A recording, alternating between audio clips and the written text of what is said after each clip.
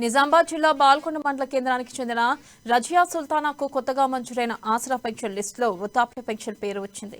తీరా వెళ్లి పోస్టాఫీస్ కార్యాలయంలో పెన్షన్ అడక్క పేరు లేదని చెప్పారు.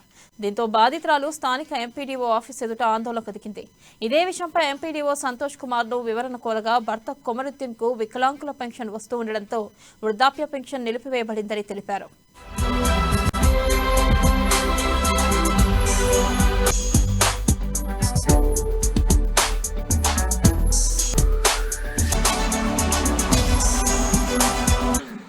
నమస్తే. ఈరోజు ఎంపీడీ ఆఫీస్ దగ్గరికి రావటం జరిగింది.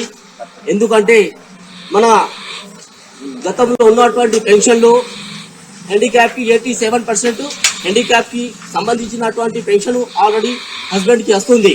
రెండవది ఏజ్ ఓల్డ్ పెన్షన్ అని మొన్న కార్డు అంటే ఎవరికైతే హ్యాండిక్యాప్ ఉందో ఆమె భార్యకు ఏజ్ ఓల్డ్ అని పెన్షన్ వచ్చింది. ఓకే, వచ్చిన తర్వాత పోస్ట్ ఆఫీస్కి వెళ్ళిన తర్వాత అక్కడ మాత్రం ఆన్లైన్లో ఎలాంటి ఏం చూపిస్తలేవు.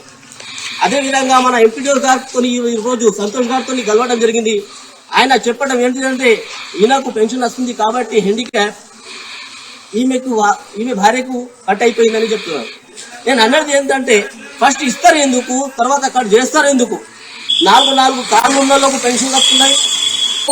మరి ఇక్కడ ఉన్నటువంటి ఆఫీసర్లు ఏం చెప్తున్నారంటే పై నుంచి కట్ చేస్తున్నారని చెప్తున్నారు. ఇల్లీగల్ ఎవరైతే ఉన్నారో వాళ్ళకి కట్ చేయాలా, లీగల్ పర్సన్ ఎవరైతే ఉన్నారో వాళ్ళకి కట్ చేయొద్దు.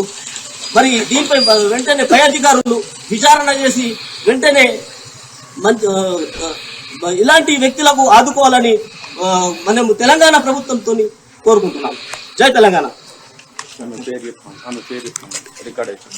ఈమె పేరు